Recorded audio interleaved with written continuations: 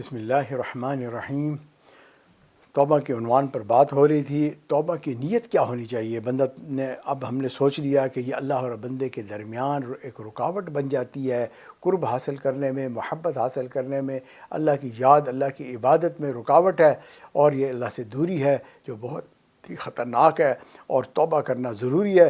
اسی دنیا میں توبہ کا چانس ہے، ورنہ جہنم میں تو بہت لوگ توبہ کریں گے، اللہ کو پکاریں گے، اللہ کو یاد کریں گے، لیکن وہ توبہ قبول ہونے کا وقت نہیں ہوگا، آج کرنی ہے۔ لہٰذا اب توبہ کرنے کی نیت کیا ہونی چاہیے؟ پہلی نیت یہ ہے کہ بھئی ہم بھٹک چکے ہیں، اب ہماری زندگی غلط راستے پہ چل رہی ہے، ہمیں چاہیے کہ ہم سیدھے راستے پر آ جائیں۔ تو یہ ہم نے پہلی نیت کی، اللہ میں سیدھے راستے پہ آنا چاہتا ہوں۔ جیسے میں نے کہا کہ اگر آپ غلط روڈ پہ چڑھ گئے ہیں، آپ کو پتہ چلا میں نے ایسٹ جانا تھا، میں ویسٹ میں جا رہا ہوں، تو بھئی آپ یو ٹرن کریں۔ پہلی نیت تو یہ ہے کہ یو ٹرن کریں۔ علم احد الیکم یا بنی آدم اللہ تعبدوا الشیطان، اے آدم کے بیٹے کیا میں نے تجھ سے عہد نہیں لیا تھا کہ شیطان کی پیروی نہ کرنا؟ وَأَنِ اعْبُدُونِی، میری عبادت کر، ھذا صراط مستقیم، یہ سیدھا راستہ ہے۔ اور سیدھے راستے پہ آنے کے لیے ہم ارادہ کر لیں، ہم سب ارادہ کریں، یا اللہ ہم سیدھے راستے پہ چلنا چاہتے ہیں، بھٹکنا نہیں چاہتے، ہم جہنم والے راستے پہ نہیں جانا چاہتے، ہم آپ کی رضا اور ہم جنت والے راستے پہ چلنا چاہتے ہیں۔ تو یہ نیت کر لی۔ دوسری نیت یہ ہے کہ ہم اللہ کے حکم کو پورا کرنے والے ہیں، کیونکہ توبہ کرنے کے بارے میں فرمایا توبوا الی اللہ جمیعا ایھا المؤمنون، اے ایمان والو تم سب کے سب اللہ سے توبہ کرو۔ اب اللہ کی طرف سے توبو جو لفظ ہے یہ امر کا صیغہ ہے، اس میں حکم دیا جا رہا ہے کہ تم توبہ کرو۔ یعنی کئی لوگ کہتے ہیں مجھے تو پتہ نہیں ہے میں کس بات پہ توبہ کروں، میرے تو کوئی گناہ بھی نہیں ہے، میرا تو کچھ بھی نہیں ہے، میں تو غلطی کرتا ہی نہیں ہوں۔ بھائی چھوڑو اس مسئلے کو کہ ہم یہ ثابت کریں کہ آپ گناہ کرتے ہیں کہ نہیں کرتے۔ آپ یہ سوچو کہ اللہ کا حکم ہے گناہ تم توبہ کرو، چاہے تم بہت ہی پاکیزہ زندگی کیوں نہیں گزار رہے، تم پھر بھی اللہ سے توبہ مانگو۔ تو یہ نیت کر لی کہ میں اللہ کے لیے حکم کے تحت میں توبہ کر رہا ہوں۔ چاہے آپ حج کر کے بھی باہر آ رہے ہیں تو آپ تب بھی توبہ کرتے رہیں۔ اب تیسری نیت یہ ہے کہ ہم نے توبہ کی کہ ہم ظلم سے ہٹ کر، ظلم کہتے ہیں کوئی بھی انفیئرنیس ہے اس سے ہٹ کر کی طرف جا رہے ہیں۔ حی علی الفلاح کہا جاتا ہے، آؤ فلاح کی طرف آؤ، کامیابی کی طرف آؤ۔ تو ہم کامیابی کی طرف جانا چاہتے ہیں، ناکامیوں سے بچنا چاہتے ہیں، ظلمت سے بچنا چاہتے ہیں، اور توبہ وہ کریں گے، اور ہم ظلم سے بچ جائیں گے۔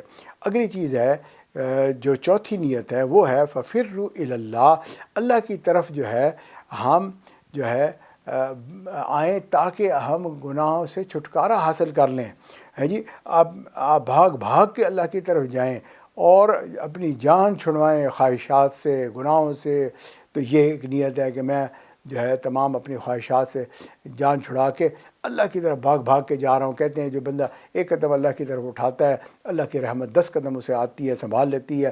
تو یہ نیت ہو گئی۔ اور اسی طرح اس کو ہم ہجرت بھی کہیں گے کہ بندے نے ایک زندگی گزارا تھا گناہوں والی، اس سے ہجرت کی اور نیکی والی زندگی کی طرف آ گیا۔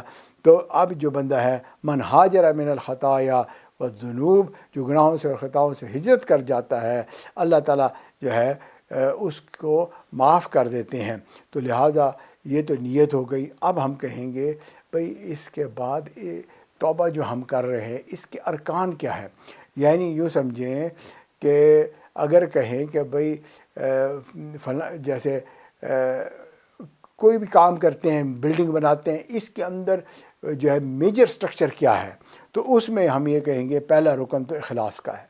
توبہ اخلاص سے کرنی ہے، اور دکھاوے کے لیے نہیں کرنی، یا ذلت سے بچنے کے لیے نہیں کرنی، یا کسی ڈر خوف کی وجہ سے کہ بھئی اگر میں ایسا کروں گا میں پکڑا جاؤں گا اور دنیا میں میرا نقصان ہوگا۔ نہ، یہ تو سارے دنیا کے لیے بہت لوگ توبہ کرتے ہیں، بڑی اچھی زندگیاں گزارتے ہیں، لیکن اللہ کے لیے اخلاص کے ساتھ کہ میں توبہ کر رہا ہوں، آئندہ نیکی والی زندگی گزاروں گا، یہ اس کا رکن اعظم ہے۔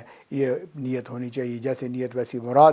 اور دوسری رکن اس کا یہ ہے کہ توبہ کرنے کا کہ میں اب گناہوں سے باز آ جاؤں گا۔ کم از کم اس وقت ہمارے یہ نیت ہے کہ ہم آئندہ یہ گناہ رپیٹ نہیں کریں گے۔ یہ نہیں ہے زبان سے توبہ استغفر اللہ اور عمل سے وہی سب کچھ، ہے جی، تو یہ نہیں کرنا، یعنی سچی نیت کر لی، اب ہم نے باز آنے کی بھی نیت کر لی کہ بھائی جو ہے میں نے اس گناہ کو واقعی چھوڑنا ہے، اور اس کے لیے جتنی مشقت اٹھائیں گے اللہ تعالیٰ اس مجاہدے کے مطابق اس کو اجر عطا فرما دیں گے۔ لہٰذا اگر کوئی بندہ ہے ایسی محبتوں میں گرفتار ہو چکا ہے اور اب اس میں سے نکلنا واقعی مشکل ہے، تو اس کو چاہیے کہ اس مشقت کے لیے تیار ہو جائے۔ اگر کوئی حرام کما رہا ہے، ایسی دکان چلا رہا ہے، اس نے کہا کہ بھی میں نے اس کو چھوڑنا ہے، بھائی چھوڑ دے، اب یہ مشقت اٹھائے گا، اللہ اس کے بدلے میں اس کو اعلیٰ بزنس عطا فرما دیں گے۔ تو اسی طرح تیسرا جو ہے وہ رکن ہے شرمندہ ہونا، گناہ کے بارے میں نادم ہونا، کہ انسان یہ محسوس کرے کہ میں نے واقع اللہ کی نافرمانی کی، اللہ کا قدر نہیں کی، اللہ کی نعمتیں اتنی تھیں جو میں کھاتا رہا ساری زندگی، اور میں نے اللہ کو ہی ناراض کر بیٹھا، تو میں بہت ہی شرمندہ ہوں۔ اور جو ہے اس وجہ سے یہ استغفار کا انجیکشن لگائے، اب یہ روحانی انجیکشن سے اس کو زندگی ملے گی۔ تو لہٰذا یہ جو ہے رکن ہیں، ان کے ساتھ اگر نہیں کرے گا توبہ، تو یہ توبہ واقعی توبہ کہلائے گی۔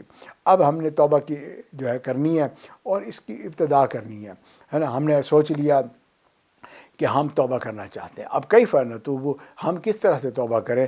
پہلی چیز ہے کہ اس کی کہیں نہ کہیں سے ابتدا ہوگی، ہے جی۔ آج ہم نے فیصلہ کیا، آج ہم نے بیان سنا ہے، اب ہم سارے توبہ کرنا چاہتے ہیں، تو لہٰذا جو ہے اب اپنے آپ کو ہم نے کنونس کرنا ہے، اپنے آپ کو بھی نصیحت کرنی ہوتی ہے، دوسرے بھی نصیحت کرتے ہیں، میں آپ کو نصیحت کر رہا ہوں لیکن میرے کان بھی اس نصیحت کو سن رہے ہیں، چنانچہ میں بھی نیت کر رہا ہوں، آپ بھی نیت کر رہے ہیں، اور اس طریقے سے ہم نے اپنے آپ کو سمجھایا، بتایا کہ اوسی نفسی اولم و ایاک بعدہ، کہ اپنے آپ کو بھی نصیحت کرے اور اپنے نفس کو سمجھائے۔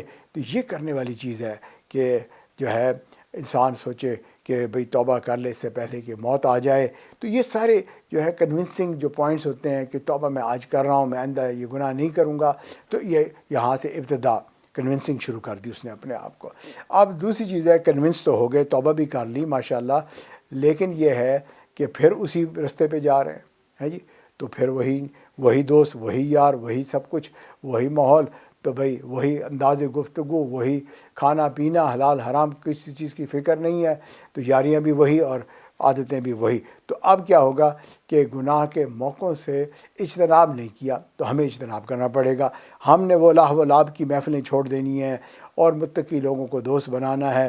اور یاد رکھو کہ جب انسان کی کمبختی ہوئے گی، حشر کا دن ہوگا، وہ کہے گا یا ویلتا لیتنی لم اتخذ فلانا خلیلا، ہائے میری کمبختی، میں نے فلاں کو اپنا دوست نہ بنایا ہوتا، ہے جی، کاش کہ یہ میرا دوست نہ ہوتا۔ آج یہ بات سوچ لو، سوائے متقی لوگوں کے جس کو بھی دوست بنائیں گے، یہ آپ کے لیے حشر والے دن مصیبت بن جائے گا، اس نے کہیں نہ کہیں غلطیاں کروا دی ہوں گی۔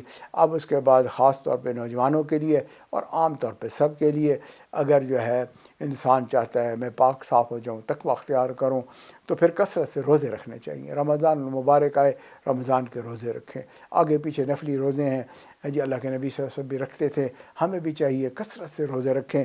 اگر ہم چاہتے ہیں کہ ہم کسی طرح گناہوں سے چھٹکارا حاصل کرنے والے بن جائیں، تو بھئی روزہ جو ہے وہ اس کے بارے میں کہا لعلکم تتقون، کہ یہ شاید انسان کو پاک و صاف کر دے۔ کتب علیکم الصیام کما کتب علی الذین من قبلکم لعلکم تتقون، تو یہ جو ہے انسان کو تقوی دیتا ہے، پرہیزگاری دیتا ہے، اور یہی ہم چاہتے ہیں، توبہ کر کے ہم تقوی والی زندگی اختیار کر لیں، پاکیزی زندگی اختیار کر لیں۔ تو لہٰذا جو ہے روزہ اس میں ہیلپ کرتا ہے۔ جب انسان بظاہر روٹی کھانا پینا اور جو شہوت والی اپنی جائز بیوی ہے اس سے دور ہو جاتا ہے، تو پھر اللہ تعالیٰ ناجائز سے بھی دور کر دیتا ہے، ناجائز کھانے پینے سے بھی دور کرتا ہے، ناجائز مال سے بھی پاک کرتا ہے انسان کو، کہ جسم کو بظاہر جو ہے میڈیکلی بھی صاف ستھرا کرتا ہے اور روح کو بھی پاک اور صاف کرتا ہے۔ یہ بہت لمبا ٹاپک ہے، اور جو ہے یہ بہت ہی مفید ٹاپک ہے، اور یہ تقوی حاصل کرنے کے لیے روزوں کی کثرت بے انتہا اچھی چیز ہے۔ اگلی چیز آتی ہے کہ بندے کو چاہیے کہ بھئی دنیا کے بارے میں تو ہر کوئی سوچتا ہے، آخرت کے بارے میں بھی سوچیں، ہے جی۔ موت یقینی چیز ہے، کل نفس ذائقۃ الموت، کسی کی موت ہو جائے، محلے میں رشتہ داروں میں سوچے کہ آج یہ گیا ہے، کل میری باری ہے جی۔ ہر وقت جو ہے مرنے کے بارے میں سوچے، اور یہ سوچے کہ مرنے کے بعد 2 مقامات ہیں جس میں سے ایک جگہ میں جاؤں گا، یا جہنم میں چلا جاؤں گا یا جنت میں چلا جاؤں گا۔ تو اب یہ ترغیب دینے کے لیے بہت ہی فائدہ مند چیز ہے۔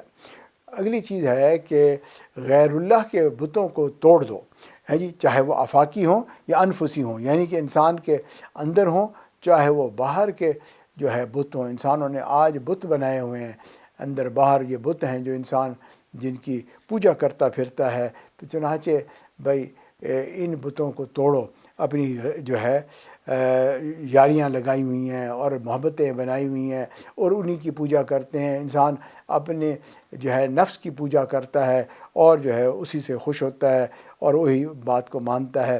اب جو ہے انسان کو جو ہے گناہ تو چھوڑنا چاہتا ہے، لیکن اس کی عادت بھی بنی ہوئی ہے جی، ہمیں عادت ہو گئی ہے کہ ہم تو گناہ کرتے رہتے ہیں اور بری عادتیں کیسے چھوڑیں گے، ہے جی۔ تو بھائی صاف ظاہر ہے ان بری عادتوں کے انجام کو سوچنا چاہیے کہ انجام تو برا ہی ہوگا نا۔ اگر آج ہم برائی کریں گے تو انجام برا ہوگا۔ آپ نے زندگی میں دیکھا ہوگا کتنے لوگ ہیں گناہ کرتے ہیں اور بالآخر ایک نہ ایک دن پکڑے جاتے ہیں، پھر سارے محلے میں بھی بدنامی ہوتی ہے، عزیز رشتہ داروں میں بھی بدنامی ہوتی ہے۔ نہ صرف ان کی بدنامی ہوتی ہے بلکہ ان کے بڑوں کی بھی بدنامی ہوتی ہے، ان کے گھر بار کی بھی بدنامی ہوتی ہے، ان کی اولاد کی، اور جو ہے سب کی بدنامی ہوتی ہے۔ اور جو ہے اب بتاؤ کہ بھئی ایسا گناہ کرنا کہ جس کے اندر تھوڑی دیر کا مزہ ہو اور بعد میں اتنی لمبی مصیبت ہو تو کیا فائدہ ہوگا۔ تو لہٰذا انسان کو چاہیے کہ اس چیز کو سوچے۔ گناہ کے بارے میں کہا کہ یہ نجاست ہے، یعنی جیسے آپ یہ دیکھیں کہ کسی بندے کے جو ہے کپڑوں کے اوپر جو ہے پیشاب پخانہ لگ جاتا ہے، تو اب آپ بتاؤ کہ یہ اس کو پہن کر کہاں جائے گا، ہے جی، باہر جائے گا، لوگوں کو بدبو آئے گی، کوئی پاس نہیں بٹھائے گا، کوئی اس کو پسند نہیں کرے گا، کہے گا چلو چلو دور ہٹو۔ بالکل اسی طرح بندہ جب گناہ کرتا ہے تو بھائی ان اعضاء سے بدبو پیدا ہو جاتی ہے، آنکھوں سے بدبو آتی ہے، کانوں سے بدبو آتی ہے، زبان سے بدبو آتی ہے، شرمگاہ سے بدبو آتی ہے، حتیٰ کہ کہا کہ وہ بندے جو اس دنیا میں زنا کرتے ہیں تو آخرت میں ان کی شرمگاہ سے اتنی بدبو نکلے گی اور ایسی پیپ نکلے گی کہ جہنمی جن کے لباس اتنے گندے ہیں کہ ان میں سے اتنی بدبو ہوتی ہے، جہنم میں عام بدبو ہے، وہ بھی اس کی بدبو سے پناہ مانگیں گے اور اس کو کہیں گے یار کم از کم تم یہاں نہ ہوتے، بدبخت تمہاری وجہ سے یہ بدبو پھیل گئی۔ اور واقعی ایسے ہی ہے، وہ بندہ جو اپنی شرمگاہ کا غلط استعمال کرتا پھرتا ہے وہ پورے محلے کو خراب کرتا پھرتا ہے، خاندان کو خراب کرتا ہے، اور یہ بدبو جو ہے وہ ہر طرف پھیلاتا پھرتا ہے۔